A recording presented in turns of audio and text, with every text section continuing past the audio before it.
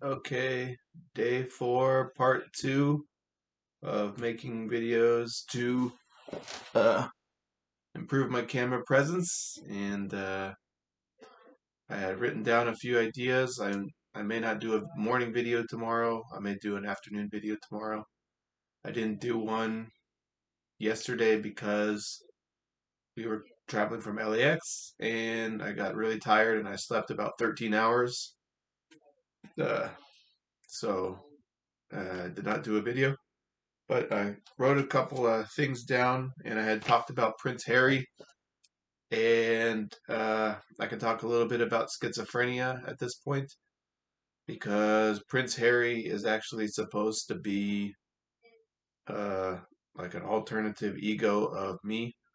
But actually, I was going to say Prince Charles. I'm actually supposed to be Prince Charles in my schizophrenic world, and supposedly I'm like a prince, and I have all these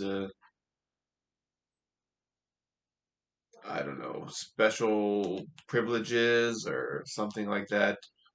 And I've had all these wives or something, but I've never had an affair or anything like that, like Prince Charles or anything like that. But like they say, like this lady who I was interested in is like Princess Diana, and if you in actuality, the weird thing is they kind of look alike, so maybe there's some sort of mind control or I don't no, not mind control, but like maybe there's some sort of time travel is what I wanted to say. And it's uh I think it could be related to the fact that when I was a youngster in school, I theorized that kings throughout time got surrounded by a brotherhood, like a snake kind of, and then I later found out that there was a serpent brotherhood, brotherhood of the serpent or things like that, and like serpent people, and I don't know if it's related to my thoughts on that, but I thought that maybe monarchs throughout time get surrounded by a brotherhood, kind of like the Three Musketeers, but in reverse. And so, which actually reminds me that I want to be a musketeer maybe next year for Christmas. Yeah, that might be cool. Anyways, that's all. I'm not Christmas, Halloween, not Christmas. But I'm trying to think of things to talk about. But so, anyways, I'm supposed to be Prince Charles in my schizophrenic reality, and this gets into a little bit of a lesser thing with Prince Charles, but like a more severe form of identity theft that powerful people do with me and give me an alter ego is with Donald Trump. He basically stole my identity and uh, started doing all this crazy stuff and as president. And I think this is related to the fact that I thought any person could be a good president. Like any millions of people around the country could be a good president compared to the presidents that we've had, because the presidents that we have just kind of go around bombing people. And I thought, well, any good person could become president and not bomb somebody. So they had Trump be my alter ego and do all that. Uh, okay, so right now, discussion around the country and stuff is Luigi Mangione.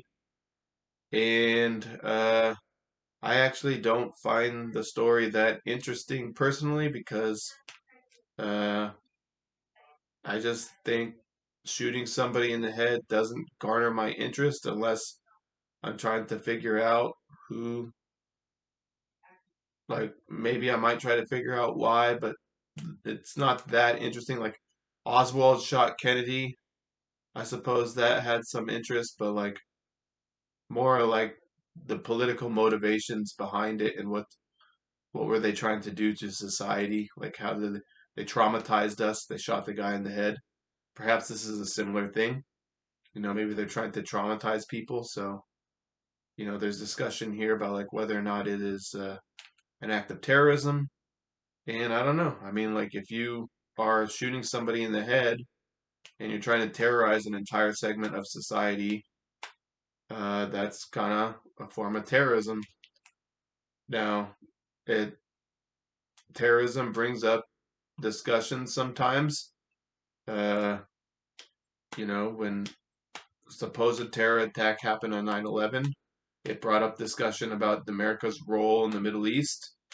And I don't think those things should have not been discussed, but you kind of support the terrorism by discussing it, but you can't not discuss it because you're trying to dissect why things are the way they are. So, I guess, but I don't find shooting people in the head to be interesting to me personally. Uh, and it's all over the news every day right now, and it just seems like there's a big drumbeat to get people used to violence, and I just feel like with the Daniel Penny thing, and you saw him in the press box with, or the suite with Trump and JD Vance, I believe it was, and you're thinking, man, this is really sick. What's going on? They're condoning vigilante violence on both sides, and this gets into some of my ideas about World War II and how I know I've discussed earlier about how like are the wars that are going on even real? And I still think that is a question in my mind. But this gets into schizophrenic reality again. So, but in World War II, you had communism, fascism, and capitalism, and they're all fighting amongst each other, and then they went into the Cold War. And it just seems like you could create these ideologies and martialize people into different camps for a particular singular agenda. And it seems like if your singular agenda is to create a martialized world where people follow orders, you could target individual people with warfare and then just chalk it up to like, oh, it's just collateral damage or something.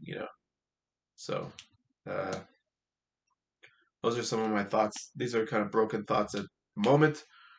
Uh, Not happy thoughts, so I'm not going to smile on these thoughts. So, but let's get back to something more happy. And that is the college football playoff. And I think this is really cool. That's trying to go into something very different. And I guess it's bread and circus. So, fine, I'll take the circus right now. The football. And that's like gladiators in the abstract or like the lesser to a lesser degree. Uh, so I don't know who's going to win the college football playoff. I just want to watch the games and get excited about it this weekend.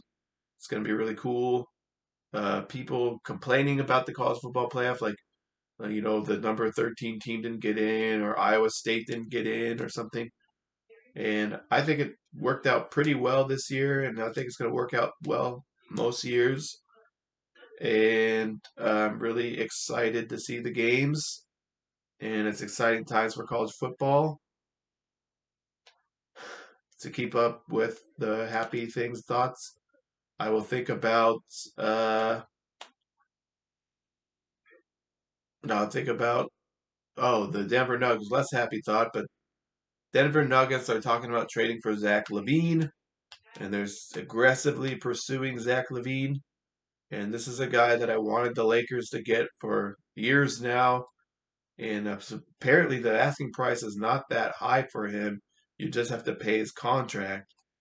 And I just think if you don't have to give up a lot to get a guy that's as good as he is, why you wouldn't do it, I don't know, because you're not going to get guys in free agency. So if you're not rebuilding and you're keeping AD, then you're going to need to surround them with good players. And the Lakers seem to think there's going to be a magical scenario where we get Giannis or something, or some like Donovan Mitchell, or I don't know, but this guy's available. He's pretty good, and he can be added as a piece to a team and see what you can do and give the fans some excitement.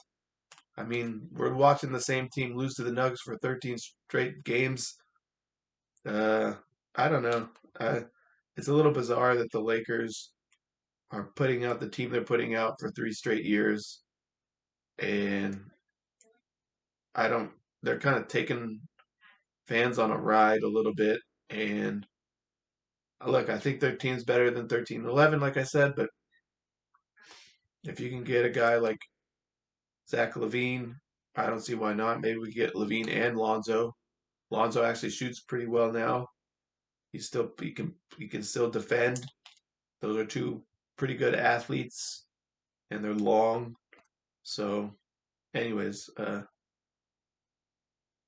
but another thing is the Nuggets are talking about trading Michael Porter Jr.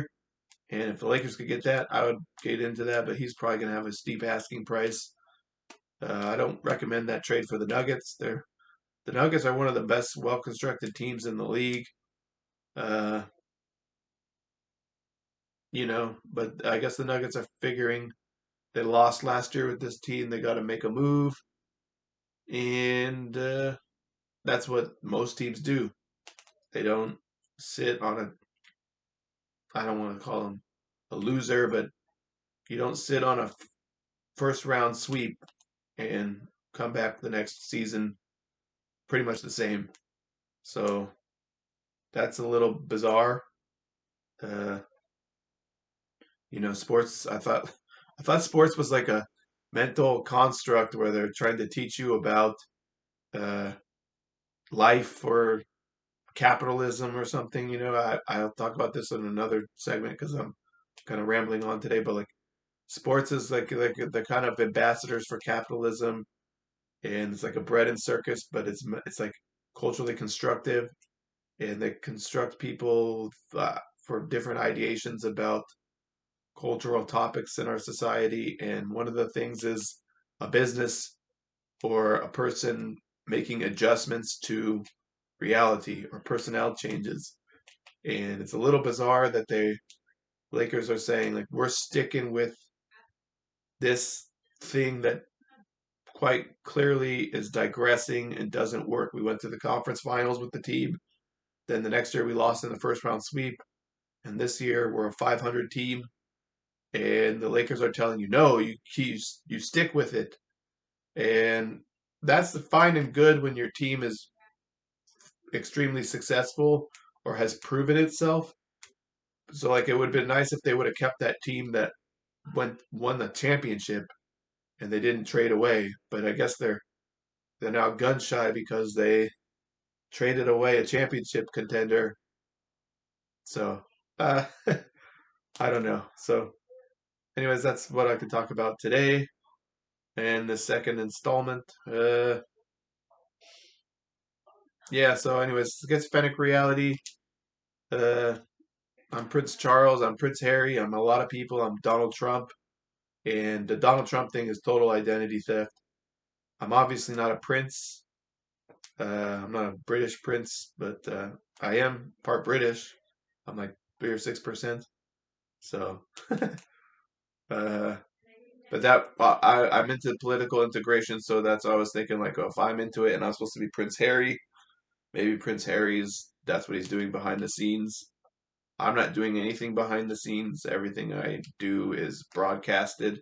That's the thought broadcasting for schizophrenia. And yeah, uh, I'm totally isolated. So, like, if I was working with other people, maybe I could accomplish something because there's no real thing you can accomplish on your own in this world. So, that's uh,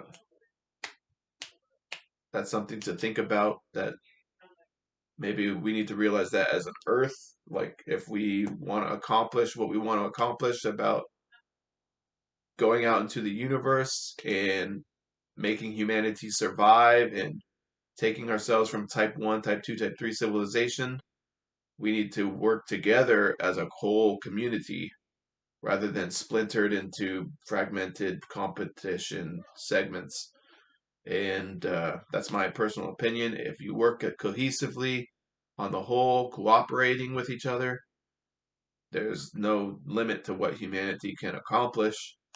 and instead they got us competing for bread and busy watching college football. But I'm gonna watch college football because I live in Rome.